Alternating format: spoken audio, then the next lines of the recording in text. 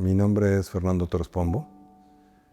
Nací en Colombia y hijo de padres diplomáticos, y por lo mismo terminé en México a los 14 años y medio. Mi padre se fue a los 17 años míos a otra misión diplomática a Brasil y me quedé en México encargado de mi hermana de 14.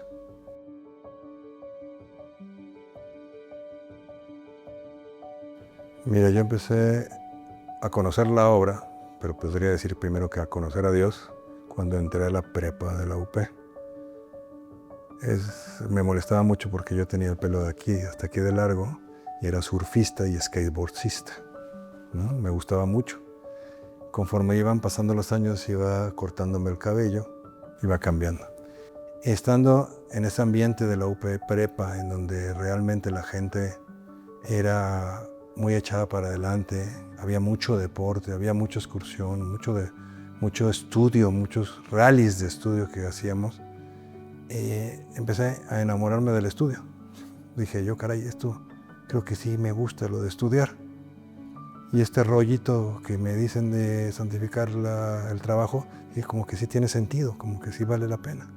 De tal forma que por primera vez, como a los 16 años, 17 años, me invitaron a un centro de la obra. Y yo dije, estos tipos están más locos que una cabra. Pero no importa, estudian, trabajan, en algunos casos, hacen deporte. Dije, bueno, pues les voy a seguir le voy a seguir lo que me van diciendo. Y empezaron invitándome a las meditaciones de los sábados. Hombre, el sábado era sagrado para salir con los amigos. ¿Cómo me voy a meter a una meditación? Estoy loco.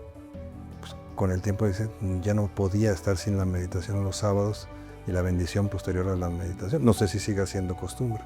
Desde que entré a la obra, la verdad, me apasioné del espíritu de la obra. A la fecha sigo apasionado con el espíritu de la obra, después de tantos años.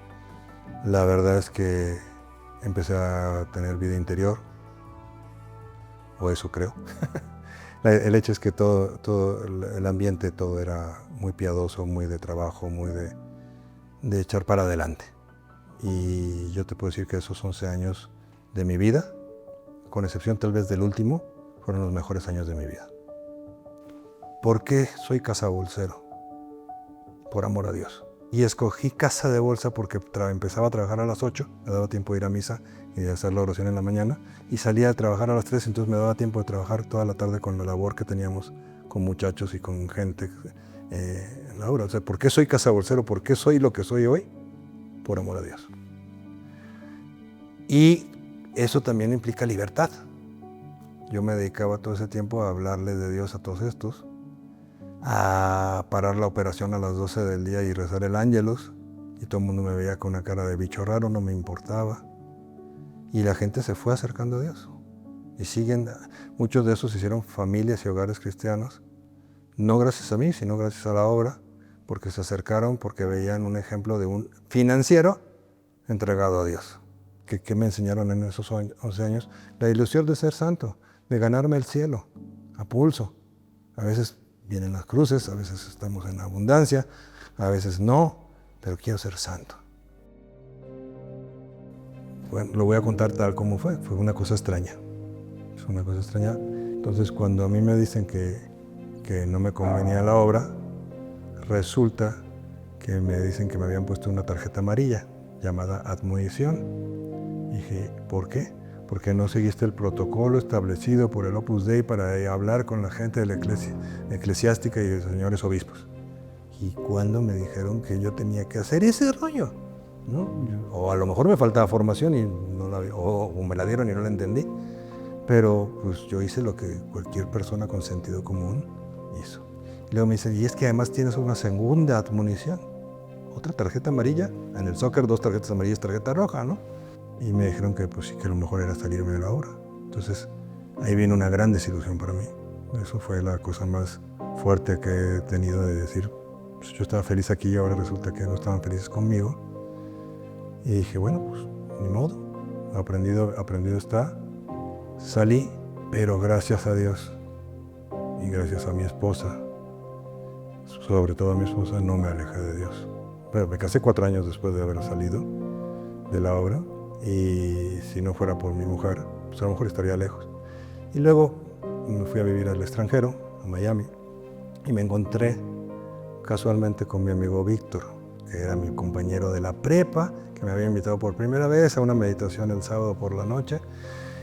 Entonces, y yo no sabía que era sacerdote, vaya, no tenía ni la más remota idea. Otra vez se hace referencia a que la amistad mueve montañas.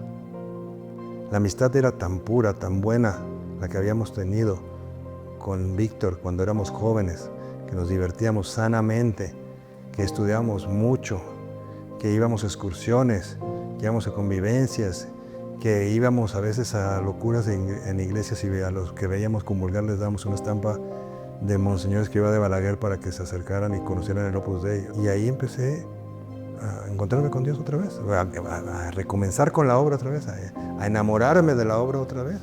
No soy miembro de la obra, ni lo estoy buscando ser, ni me lo han propuesto, ni me lo propondrán, supongo.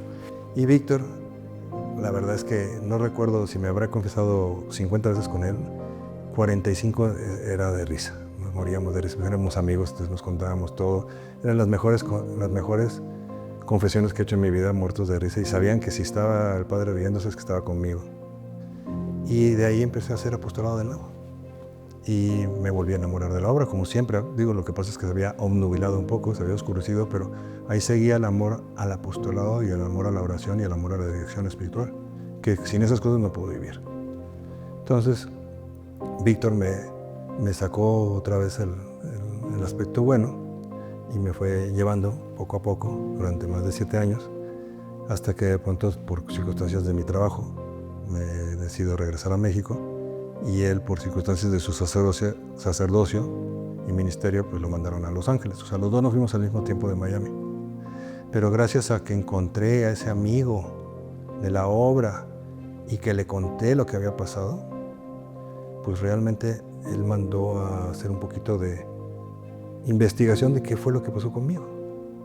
Y luego, algo que no me lo esperaba, me habló una persona de la obra que trabajaba en comisión, que quería hablar conmigo.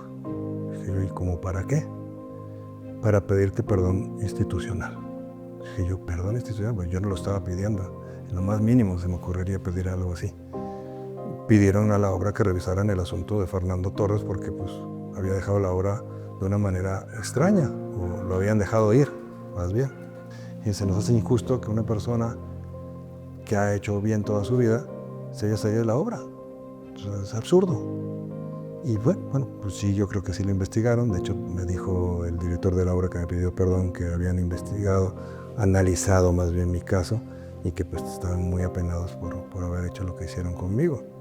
Y yo lo agradezco de veras, te lo acepto. Y a partir de ese momento que yo pensaba que la obra en México no me iba a tomar en cuenta, no iba a querer verme ni nada, al contrario, me invitan a círculos, me voy a retiros, voy a convivencia, voy a pláticas, y bueno, pues esa es la historia de la ida y la regreso.